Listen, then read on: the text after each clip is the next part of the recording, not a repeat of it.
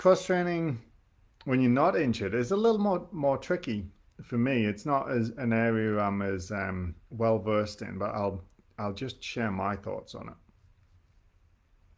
The first thing is that most runners, most people who get into running, don't do a lot of cross training. In my experience, when I ask them what they're doing, they're usually just running, or maybe a little bit of something else, but it's not really with the purpose of it being cross training. So they might play golf or tennis or something like that, but it's not because they want to improve their running training.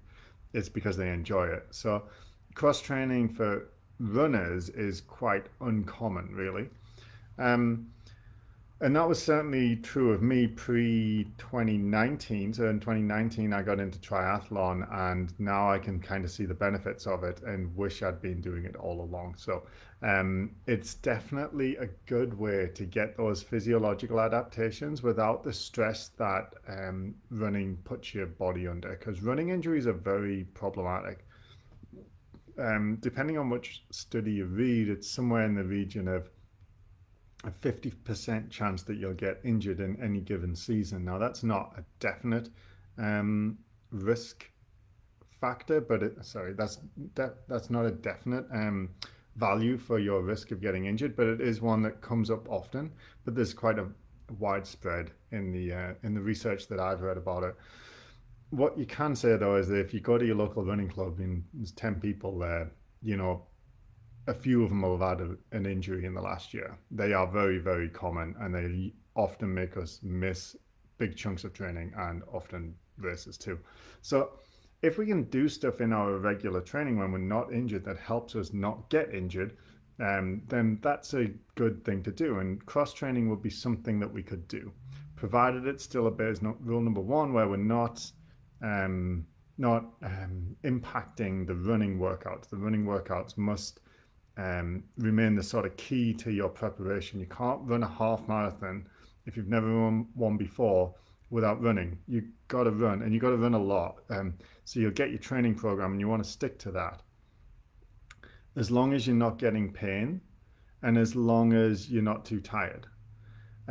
If you are getting those things, then you might want to consider substituting in a bit of the cross training early before an injury becomes a problem. And if you're not too tired from your current training program, then some additional cross training, cardio cross training, I think would be really good, because again, you still get those physiological changes that I talked about earlier. But again, you don't increase your injury risk by increasing your volume too much, right? So this is especially important for people who are new to running, because most running injuries happen in the first couple of years. It seems to be like the longer you've been running, the less likely you are to get injured, and the shorter time you've been running, the more likely you are to get injured. So if you're going to have let's say 20 running injuries during the course of a lifetime of running, they're going to be kind of packed into your first 5 or 10 years, and you'll get much less in the last 5 or 10 years, right? So if you're new to running, if you're in your first 1, 2, 3, 4 years, thinking about injuries is a good idea, and thinking how can I avoid them is a good idea, and thinking cross training might be a nice way to increase your fitness without increasing your risk of developing those injuries. So I sort of, after getting into triathlon, started to see the benefits, particularly of the biking. Like the swimming definitely helps, but I can't do as much volume of swimming just because it's less convenient. But the biking, I do a lot of biking now, and I can run just as well as I could 2 years ago. In fact, a bit better. And I don't do much running at the minute because I have to do a lot of biking because I've been training for triathlon races. So the fitness side of it stays high and goes higher when you're doing a lot of let's say biking, and I've just had way less trouble with pain, right? Like pain in my legs and foot injuries and shin problems I've had in the past, like just because I'm not doing that level.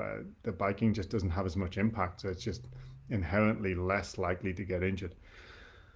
um so I think it's beneficial, particularly if you're new to running, to add some cross training that is low impact. So swimming, biking, rowing, um, elliptical. They're the kind of most common. And because they don't have much impact, the chances are they're not going to drastically increase your injury risk, but they are going to add a lot of fitness. So it's just a nice way to get a bit more fitness without having to run more. And because running more can be, especially in your first couple of years, can be a way to increase your injury risk. Okay. Something like biking, right, as a cross training um, exercise, it's a pro and a con because it's very lower limb dominant, right? So it's a lot of quads and glutes, not much calf, which is unfortunate because calf is the main driver of propulsion when it comes to running. But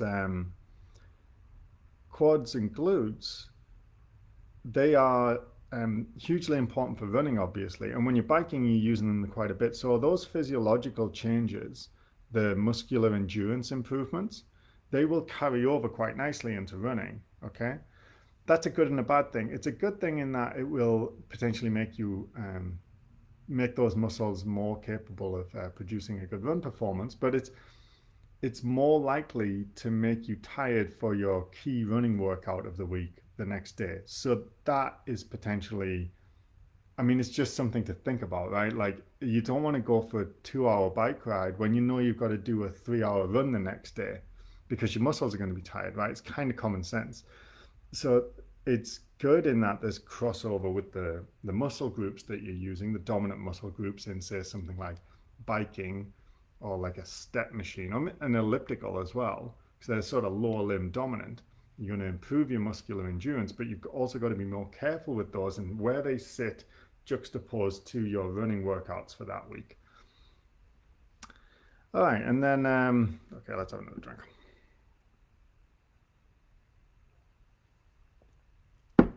Up